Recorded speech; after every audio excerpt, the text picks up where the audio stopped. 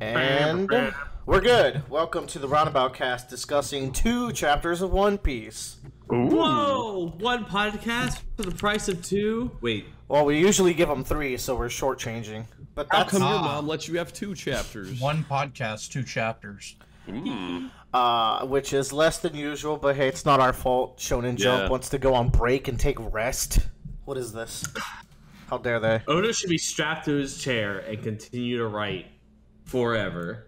Don't they have AI that can do that now? AI, let's make an AI procedurally generated One Piece arc, alright? So, Luffy and crew roll up into an island. They find a princess who is hungry and also has been hurt.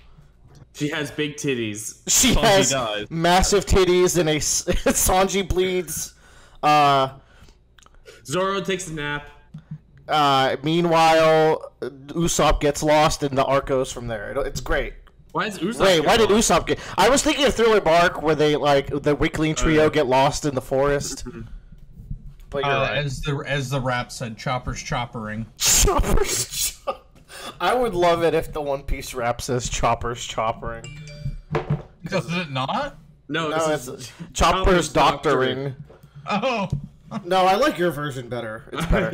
So, it's vastly superior. Chapter 1057, The End. So this is the last One Piece chapter we got to talk about. I can't believe it's called The End. That's Hey, yo. Look at this great cover art we've been missing out on. Caesar's alive. Caesar's alive, and in the next one, he's like begging for Germa to take him away. So, more Caesar in the future? He wants to become a weapon for the far right. I mean, he is a Nazi-ass scientist a little bit. Yeah, he's committing war crimes. Yeah, big war crimes. Just a little bit of war crimes. Just a little bit of war crimes. The crimes. Geneva Convention's a joke to this guy. So every manga just needs a little bit of war crime. This is the final chapter of Wano. So we get the We've been talking about Wano. We've been in the ending phase, but now we are officially done. We're at Act 4.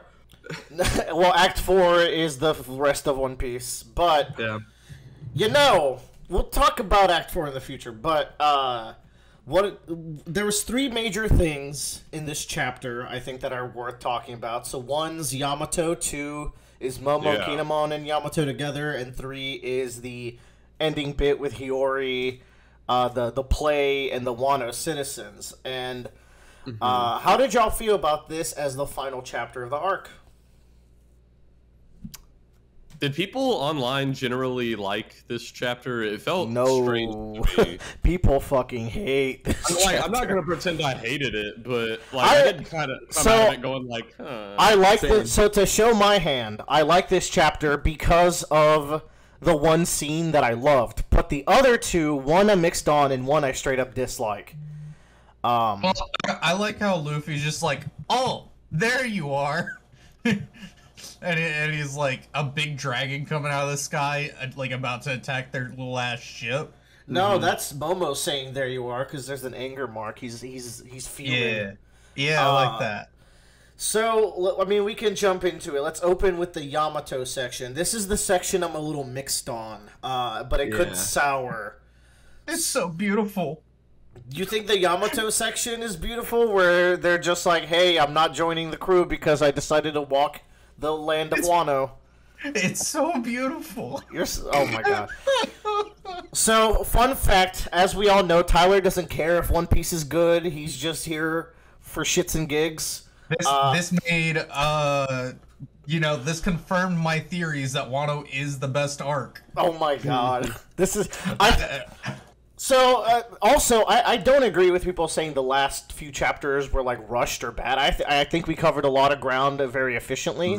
There was some weird stuff, like, Ryugoku getting, like, getting spooked by Shanks from across the island, but I do understand his purpose for showing up, and, like, that chapter right after they beat... One Piece Red. That chapter right after they beat Kaido, it's, like... very quick, and then Denjiro just shows up at the end and is like, let me tell you about your new Shogun. But then the chapter after that is like amazing, and I think every chapter after that's pretty damn good. But this one was a weird one to wrap up, and like the Yamato thing I don't like because I think the reasoning just sucks. It's like, oh, I'm going to be Wano and sail with Luffy, and it's like, actually, or sorry, I'm going to be Odin and sail with Luffy, but actually, to be Odin, I actually need to do an adventure in Wano before, now that I'm finally free. So it's like, this is just a complete 180 from what they said 2 chapters ago, two or three, last time we saw Yamato. Like, did the editors say no or something? I don't know. It's weird. The word around the street is the editors don't have much sway over Oda. They really respect his vision. He has too much clout. Which is why, like, it could be his decision, like, and he 180. But go, Joe, you were gonna say something? Like, I kind of see the bit of, like, reasoning behind this. Like, and I kind of stated it beforehand, but, like, it wasn't adventuring Wano, it was he was going to go to Marco's ship and join up with Marco, because that's what Odin did before joining the Pirate King's crew. Like, true. They're following a path that was set forth by them, or they're trying to follow in the footsteps of. But that also means that Yamato didn't develop in the arc, which is the big problem I think people have. That we spent quite a bit of time on Yamato. I think like Yamato is a top 8 page time character in this huge arc. I think someone did the math the other day. Wow. That's incredible. Something like that. I need to go double check. I haven't been keeping up with the One Piece subreddit because I was just tired of hearing about this chapter. So I was like, okay, I'm good. I'll come back after things have settled and cooled down. So like but I think it like Yamato got a good amount of page time, and at the end of it, Yamato doesn't join the crew, and they don't develop past the Odin phase. So what was it for? And the fact that the conversation's off-screened just makes this sucky. Yeah. Now, the reason why this is mixed is because this could be an intentional mislead.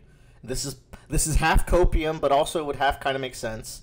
Where the actual conversation with Luffy went like, hey, either Luffy tells Yamato or Yamato tells Luffy that like it's better for me to stay because clearly the samurai could not hold back one admiral, let alone like an entire marine force or pirates that invade or anything like that. And that would make the Ryogoku stuff age even better, I think. I also think that like I think that's what's missing is that there needs to be more of a reason behind Yamato staying behind. That's like even if it's just like I feel responsible for my father's actions, or like I was been on this island because of my father, I feel like I should take the time to rebuild it in the way Odin would have. And both of those are kind of character development, but no, like what's the reason sucks, which is why I'm hoping it's a lie. However, I was hoping that the line would be revealed in 1058, and it wasn't. So that's floundering, but we'll definitely see these characters again, because the second section of this chapter is the section that makes this chapter good for me, which is the Momo, Kinemon, and Yamato saying goodbye to Luffy stuff. How'd y'all like this part? They are the most important characters out of all the arc. Like, Yamato's a side piece that joined on meanwhile. But true, I mean... Yamato and Momonosuke, who we've been adventuring with since nearly the beginning of post-time skip. Yeah, Kinemon and Momonosuke. What is that? 10 years in manga time? Yes, more? It has been a decade with Kinemon. You have a bunch of weeby manga readers like, oh, I love my new character that's 2 years old. Ooh, woo. Like, fuck off. No. Like, Oda did a solid here. He had the vision, he had the most important characters, and gave the solid, heartfelt goodbye with them. Really did. I like the face of Momo crying, but I really like the thing with Luffy where they give him the flag. So, like, Luffy saying that Momo's like a little brother to him is huge because, I mean, Luffy has lost a brother, so he, like, this is like his new brother. He's never said that to anyone else. And also, like, Odin was considered a brother to Whitebeard as opposed to one of his sons. So there's a cute connection there that I really like. And just like Nami being like, oh, he's just an 8-year-old, it's okay that he's crying. Like, the crew understands who Momo is and treats him accordingly. They don't treat him like the Shogun, and that's what he yearns for. So I really like that. But more importantly, he gives him a flag, and in the official translation, this is why people who read the scans, like, deliberately are not having as much fun as they could. I think they're just kind of kneecapping the story. where he says, "They'll know that if anyone messes with my crew, they're picking a fight with us." Momonosuke then says, "You'd call me one of your..." And then Luffy double reiterates, "Kinemon, Yamato, and Momo, all three, if you ever want to be a pirate, just say the word and we'll come back to pick you up." Okay, I think everyone is saying, like, oh, Yamato didn't join, Momo didn't join. I actually read this chapter completely differently. I saw, oh, they actually joined even more than Vivi did. They're just not traveling with us yet. How did y'all perceive this? Because to me, these three are Straw Hats now, and I think that is a very unpopular take, even though, like, if you read the text, it is very explicitly that. I don't know how else to read it. They're allowed to be wrong. Yeah. That's what I'm saying. What do you think, Bradley? I mean, like, they could call them Straw Hats. The author and Luffy can call them Straw Hats all they want, but all that matters is what I think. What do you think? They're alright, but they ain't real ones. They ain't on the boat. They ain't on the boat. So it's a 2v2, and I'm on the side with Tyler. That's sussy. This is a tough situation. Y'all are wrong. That like, just, you can't read those panels and not tell me that's what it is. And I think it's like one of those things. It's just like they're comrades, but like to me, they are just as part of like Luffy's crew as Jinbei was part of Big Mom's crew. No. No. Like, No. Big Mom recruits a bunch of fucking weirdos. Luffy has a tight-knit group. He literally called them crewmates. But Jinbei was part of Big Mom's crew. Like, he had to give up the Sake Cup. He was one of hundreds. No, I get that. Yeah. But, like, this is someone... Luffy doesn't do that. Like, he did not recruit the Grand Fleet to be his crew. This is very different. Like, there's a tier above them that is a crewmate. And that's what these three are. Y'all longtime readers ain't ready to hear this. These characters are more important than Vivi, if not just as. Okay, relax. Well... Yeah. No, I mean, I would agree with that. You're actually right. Tyler more too. Yeah, I would agree with that. You're right. You hate to hear Tyler being right. Yeah, this is a weird day. This is a bad podcast so far. I view them on the same level as Vivi. Even though, like, the text agrees with Willer, I'll agree with that. Well, yeah. But I agree with you. Like, yeah. So Vivi is a straw hat that is just not sailing with the crew. And that's about to change according to our theories, right? So, anyways, in the final saga, when the crew is finally all together, it's going to be 15 people in one big spread, and it's going to be 14, these 10 straw hats. 13 lights and 13 darknesses. Yeah, the 13 lights versus the 7 warlords of darkness. But anyways, I was saying these three and Vivi will be in the final spread with the straw hats. Tyler, you can put that in your spreadsheet and smoke it. Just smoke it. I'll actually also throw in Tama. Tama will also be there. Just saying. As a ninja. She'll be, yeah, and then you know, people can be people. Yeah, they'll be people. She's gonna be older. And then the part of the chapter that ends the arc is the whole Kurozumi was born to burn. You skip shit. I hate this. Okay, you skip some important shit. Then please talk about it. So everybody's about to take off. They're all like, "Oh yeah, we're enemies now." And Kid starts taunting Law and Luffy, and they both start getting pissed off. And they're like, "Oh yeah, we're all gonna do the suicide jump together." But it's like, if your friend jumped off a cliff, would you do it? They would. They're so stupid. Dude, these two have such a bad influence on Law that it's hilarious. Like, yeah, it is great because. We go, I've only colored, like, one manga page, and it was that when it was, like, the beginning of the raid, and it's, like, when you're at sea, you fight with pirates. That was one of the first things we ever talked about. Yeah, it's just the screenshot of those three at the beginning of, like, the climax, and just here at the end, like, I really like how we have bad guys who... It follows the concept theme in One Piece where the most important characters are people that we fought and then become friends with. Well, they never fought Kid, but I think it'd be cool if Luffy fights Kid in a brief scuffle in the future. I mean, him and Kid weren't really friends, you know, but they competed. Right, yeah. Yeah. But I think Kid was also, I mean, other than who's the angel? Uroge?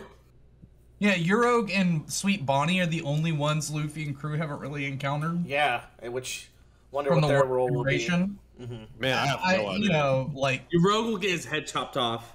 Like, yeah, he's probably gonna get killed off screen by Kizaru. Like it doesn't matter. Dude, I feel like a Rogue is gonna be actually interesting because it's being held off for so long. There's gonna be some cool lore that comes from Uroge. I mean, he can't get killed off that easily. Like, have you played Empire Warriors? Uroge is the one who brings back the Sky God dude.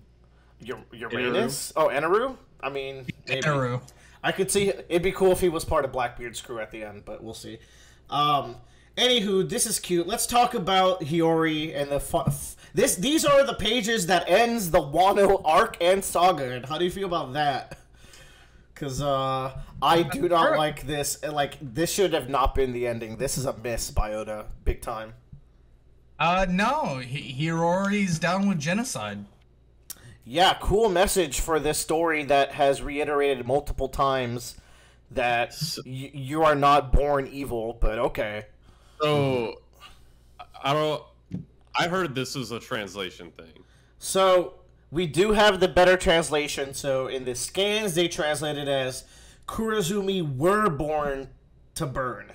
The were versus was kind of like has a... I'm talking about Orochi versus I'm talking about the entire clan situation. But even then, this just like no matter how you read it, I think this is a bad look. So okay, here's how it really does go against the whole message. It feels like 1000%. But here's the thing, right? If it was just Hiyori saying this and we got this flashback, I actually would have liked this. I like Hiyori being vindictive, and she's just trying to girl boss on Orochi. She's playing off of his words like. The pun is very theatrical. I like it. I like. If it was isolated to just Hiyori saying this, I actually would have loved this for her character. Now, I want to point out something. This is not a flashback of what happened. Yes, it is. This is not black paneling. This is strictly the stage show that is being talked about. So that's the reason why it is being theatrical. It is not black paneling. I think it's ambiguous, but I think this happened. Yeah, I think it's supposed to be like... This is supposed to be a theatrical stage show, which is the entire I could totally... Okay, say it didn't happen, that's worse, because... It's actually worse, because the thing that makes this a bad ending is that the crowd is cheering for it. It like, a crowd of adults is cheering for the genocide of a clan, and we have never addressed the fact that all of the Kurozumi died because of one man's actions. And granted, here's the thing... I get that Orochi is literally the evilest person in One Piece. Like, he is actually scum. He made these people slaves. He's still just one guy.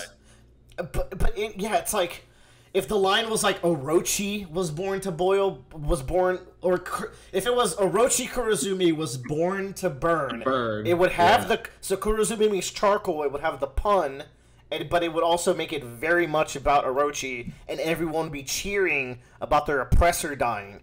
But when you leave it as just the word Kurozumi, I get that like this is probably not what Oda intended. I just don't think he thought it through, where it makes it feel like the entire country is cheering at the genocide of people who didn't all deserve it. Some of them did, and granted, maybe it's a culture thing. I mean, dude, do you know how Japan treats like stuff like World War II?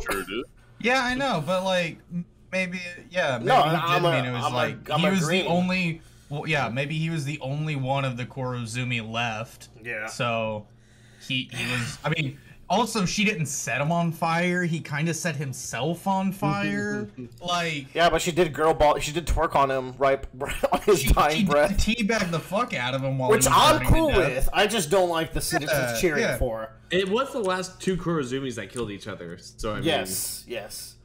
I mean, like, it's poetic. It should have just been Hiyori saying it in, like, an out-of-character narrator telling us about it.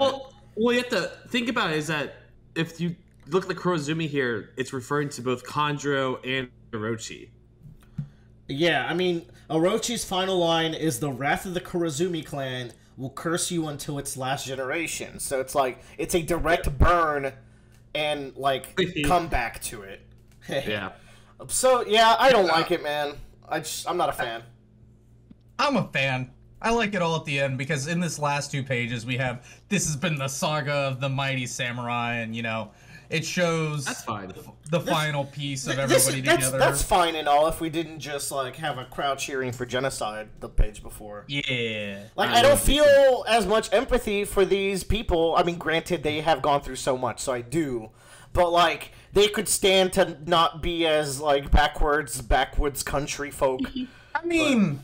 They don't get the newspaper. So, like, okay. Enough. So, like, here's the thing, you know, like, say Adolf Hitler's family was thrown out of Germany. Exactly. Okay? No, that is like... Hitlers are all thrown out of Germany, and, like, you know, they're isolated.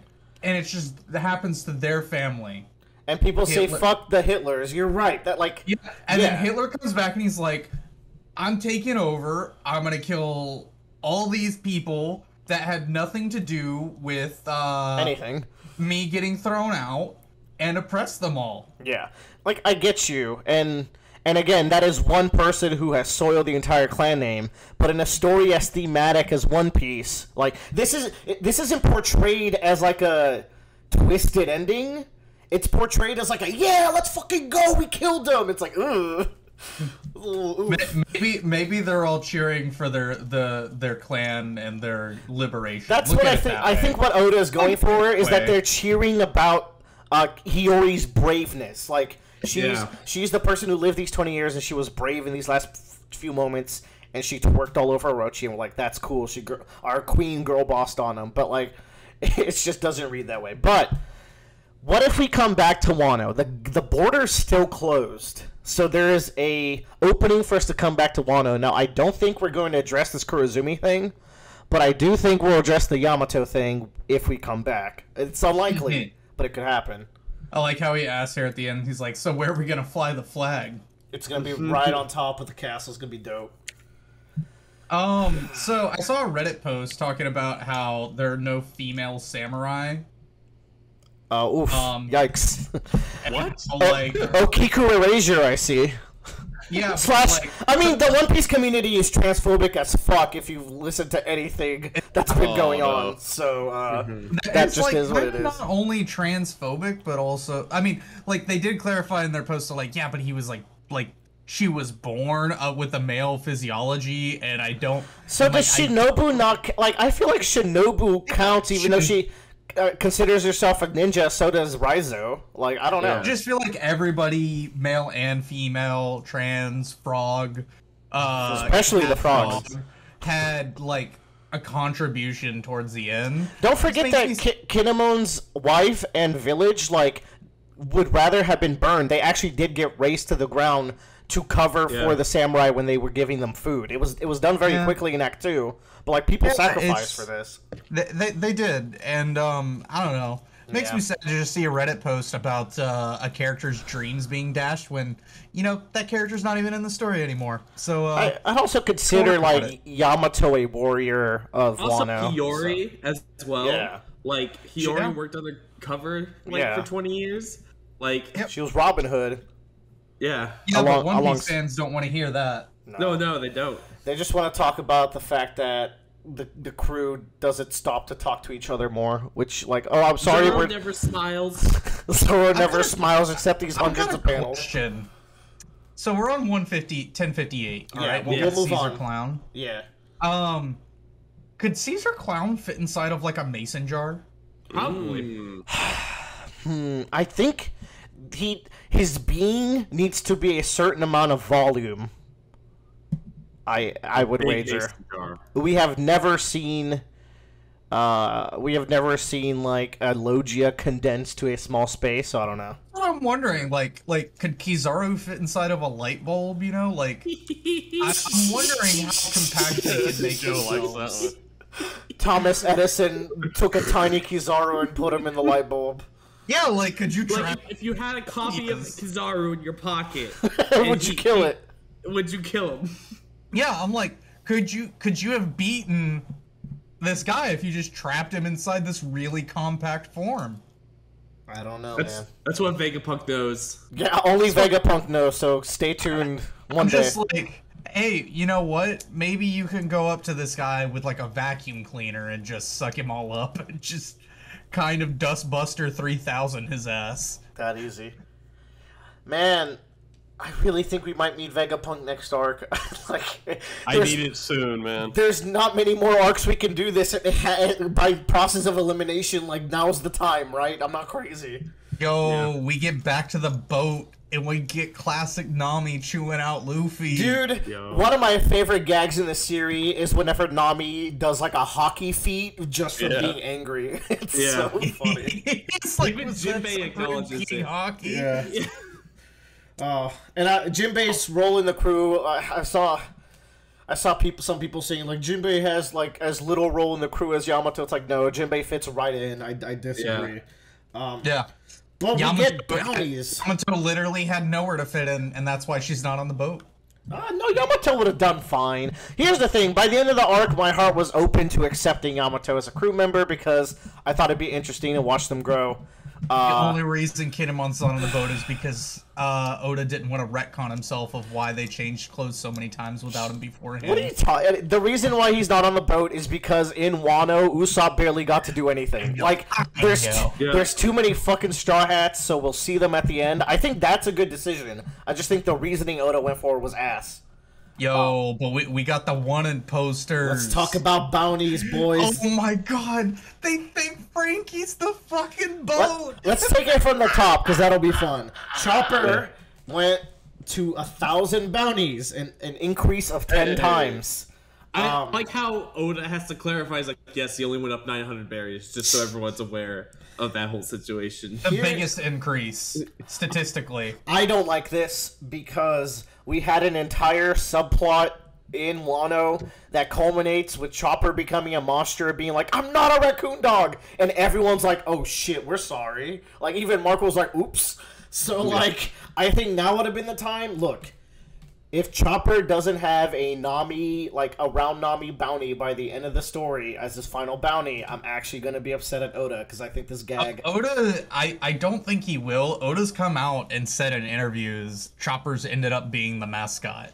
I don't care if he's the mascot can still have a bounty. Shanks' crew has a literal gorilla, while this monster of a crew member is still stuck at the pet ratio. What was Nami's before this? Nami's was like... Joe, do you want to pull up the old bounties? That'd be good to see. But Nami is at 366. She's the second lowest. Brook is done dirty, but not as dirty as Frankie. Brook is the third lowest bounty in the crew.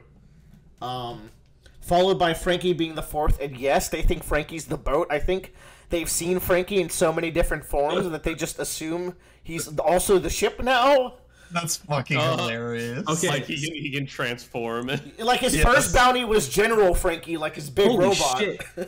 Okay, so Nami's previous bounty was 66 million berries. That's a big increase for my girl. Yeah, that's huge. Jesus, Let's go. yeah. I mean, she like Nami's like fight was probably the worst Straw Hat fight, but she did like help turning the tides of the battle by teaming up with Usopp and Tama. And she also got a big power increase by... wait, also, she's got Zeus. Zeus is still alive after Big Mom is gone. Don't forget we have an 11 Straw Hat on top of the other 3 that joined, and his name is Zeus. Yeah. So, what was Brook's previous bounty? Brook's previous was 83 million. What the fuck? He also got a $300 million raise. Wow. Yeah. Was Frankie's 94? Oh my god, they haven't had their bounties increased in a while, actually. Yeah. I think they all went up by 300. No, that's not true. Usopp went up by 200. Yeah. Frankie was 94. Yeah. Let's see. Usopp was... That's Sanji. God Usopp. 200 million. And he went up by... All the lowest ones went up 300, and also... President of the U.S. moment for Usopp here. Yeah.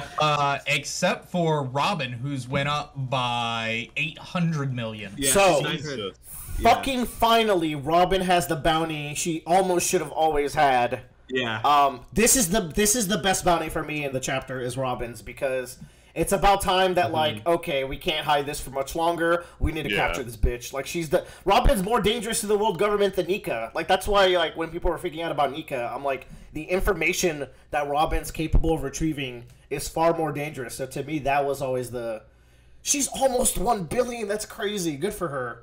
Yeah. Good for her. Sanji went up by 702 million. God damn. 702 million.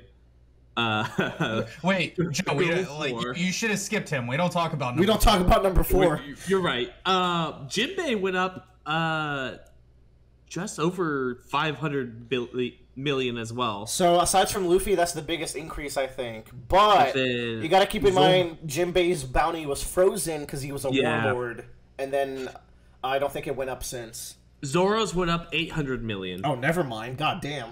Yeah, he was at 320 because remember he wasn't on the whole cake, so he didn't get updated then. And then Luffy went from 1.5 billion to 3. Like Luffy's doubled. Yeah. So he went up 1.5 billion. All in all, I like the bounties, but Frankie's should be close to Usopp's at this point because Frankie kicks ass. Too. Yeah. I think Frankie's the boat. After the Monster Quartet now, you heard me, not Monster Trio. Yeah. I think Frankie is like the next strongest character in the crew, so it's like give my boy some respect. I think once Frankie gets his Sea Stone gauntlets, as his final upgrade. And I think they're gonna be like, oh fuck. Vegapunk should tell him how to turn into a transformer. / when Frankie becomes the Pluton. Then they're gonna see. They'll regret their words and deeds. What if they put Pluton in Frankie's ass and he farts the red line away? Shut up. All right, let's talk. You know that is some like, jokingly aside, that is some very One Piece shit. I don't think for the pivotal moment of the story, I don't think we'll fart. Just a guess. There's never been a power more ridiculous. So Cross Guild gets a little explanation here, and this was just delightful. I love that everyone in the community looked at that poster and went, "Crocodile's in charge of this shit. There's 0% chance it's the other way." And that's exactly it. Yeah. You want to talk about bounty increases? I think Crocodile has the most multiplier in the chapter. Yeah, let's look up Crocodile. It was 81 million in the pre-time skip. It was. Holy shit. He went up 1.9 more than Luffy. 1.8 billion. God damn. Oda did go on record saying like, y'all, I introduced Crocodile too early. No. And I'm glad he's still around. I mean, dude, I think Crocodile, like, he's not the deepest villain, but I think he's very entertaining. I don't know how y'all feel about Croc, but he's always been one of my faves. I feel like looking at this image at the bottom of page 7, if you take the cross-stitching away, he looks almost just like Smoker. I mean, he smokes a cigar. You're right. Yeah, he looks like Smoker. He's got completely different hair, a scar across his face, a hook. But you're right. He's just like if you ignore that part. These are fun. Dude, if you showed this page to someone who just finished chapter like 160, they would lose their goddamn mind. They're like, did you see they rescued Mr. One? Mr. One got out in Impel Down. Oh, did he? Yeah, he was part of the war. He was in Marine Force. I was about to say, I do not remember him being in the war. He's been like the one time we've seen Crocodile in the post time skip. I think was like either a cover page or a quick flashback or like a quick flash away. And Mr. One was next to him, so like he kept working for him. I just like the fact Galdino is like, let me work. Pause the recording. I'm pausing the recording now. So, Joe, what do you think about the Cross Guild stuff in this chapter? I think it's funny. I also had a big theory about what potentially would happen, but it's a big hope more than a big theory. Did your theory get like overwritten? No, it's just I want the Straw Hat's next island to be the Cross Guild island. Oh, right, yeah. And he packs up his wine and his books. He's such an old man in a lighthouse vibes. Dude, Mihawk is great. I bet Bradley is excited for like more Mihawk content than ever. We've been getting so much screen time. I know. Yeah. That's everyone's boy. Everybody likes Mihawk.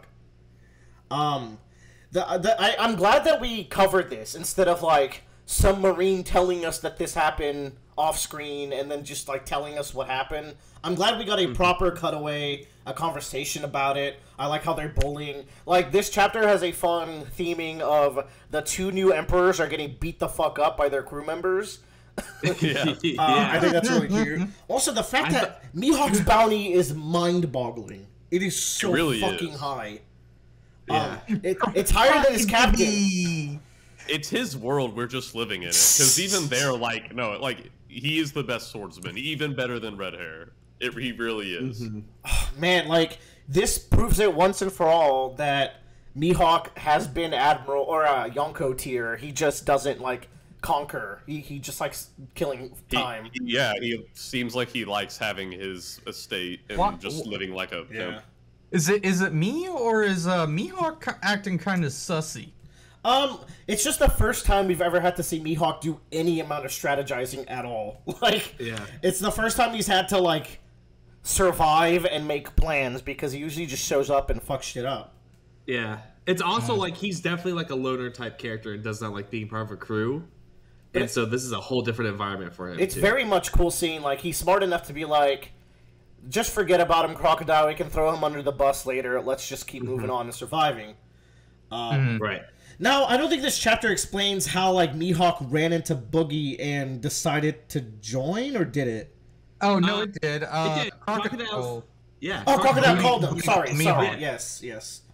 Yeah. Cool, so we get an explanation for that, too.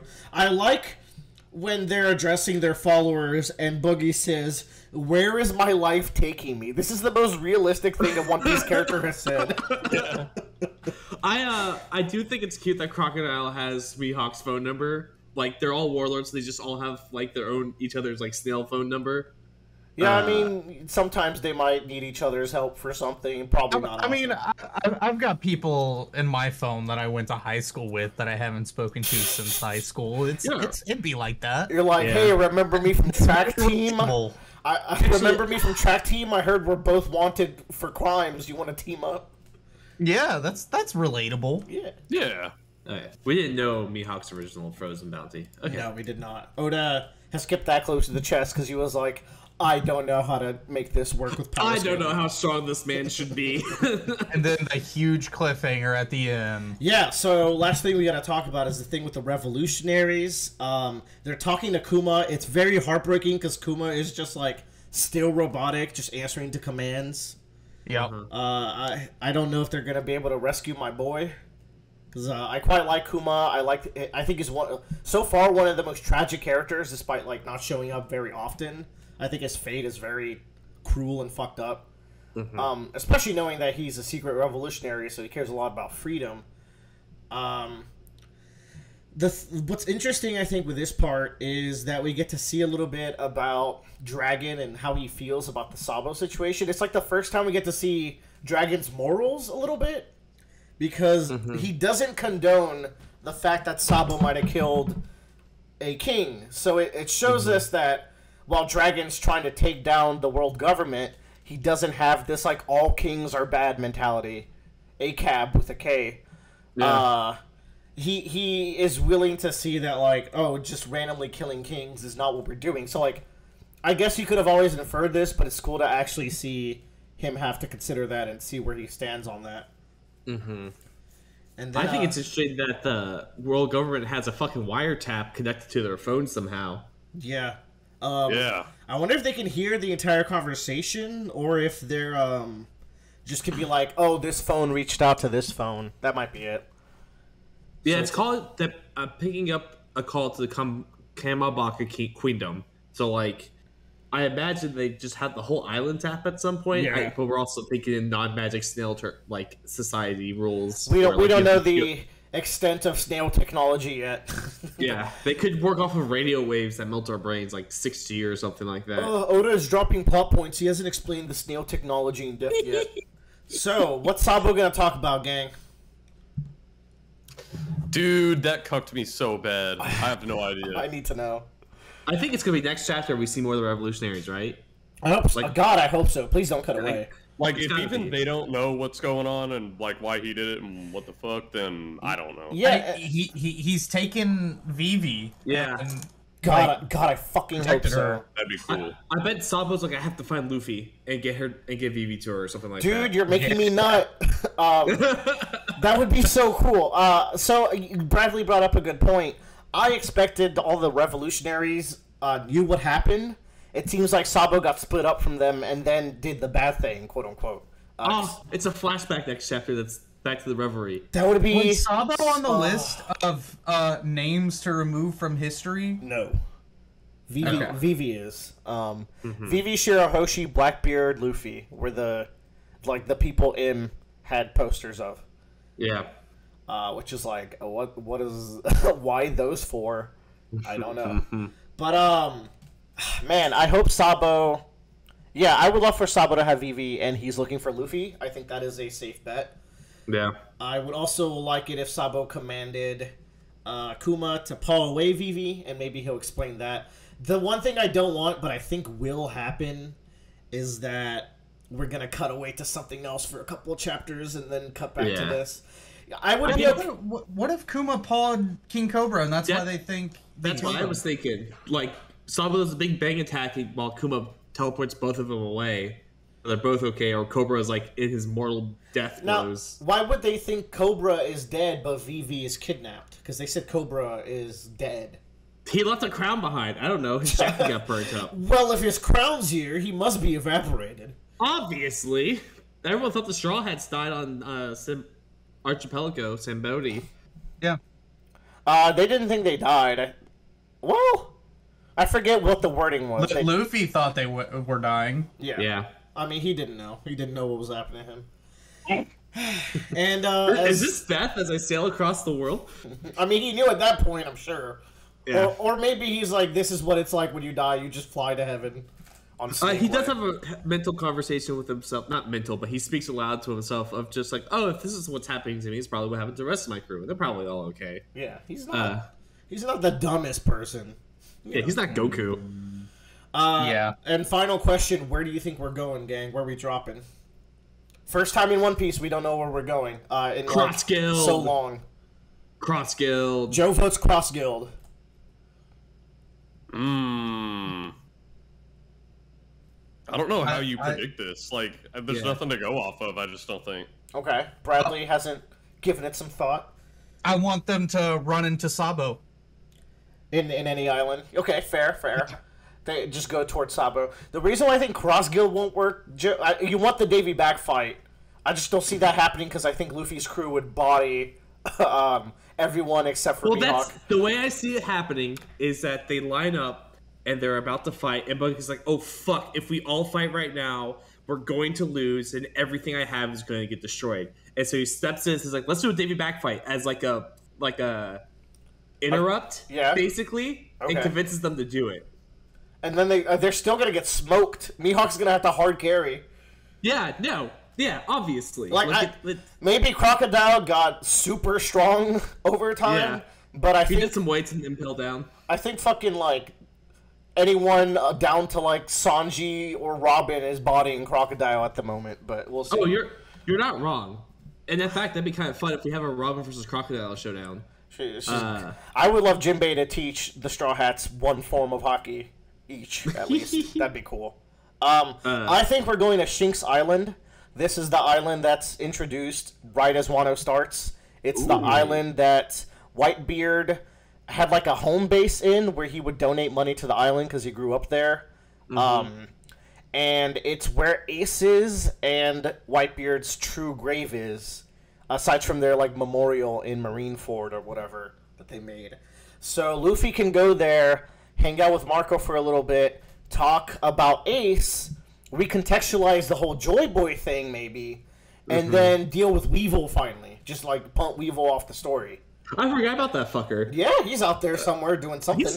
Remember when Oda had things like, I have a plan for this character, and then we didn't see him again. Oda dropping plot points even though this is what he always does. It's like, yeah, I know. we'll get to Weevil. I think now would be the time. I think it'd be cool to have a chill arc where we hang out with the Straw Hats, we shut people up about them not talking to each other enough, and then we reminisce about Ace now that we just did an arc that kind of recontextualizes Ace. And then Weevil shows up at the end, and we deal with him, and then move on to the next thing without taking too much time. Cool little in-between arc. But I think we'll find out by the next time we talk about One Piece, because that'll be 3 more chapters, so... Well, I think it's a single chapter, then it's a break week again. No way! Yeah. I thought we already did the single chapter. No. Oh my! I can't keep doing this. Well, we rules are rules, but we can't talk about just one chapter because then we would be normal One Piece YouTubers. Rules are rules. No, Let me find the schedule. I'll have to... we will stockpile because I don't want to talk about just one chapter. Yeah. Anywho, that's all, folks. We can figure out when the next break week is after.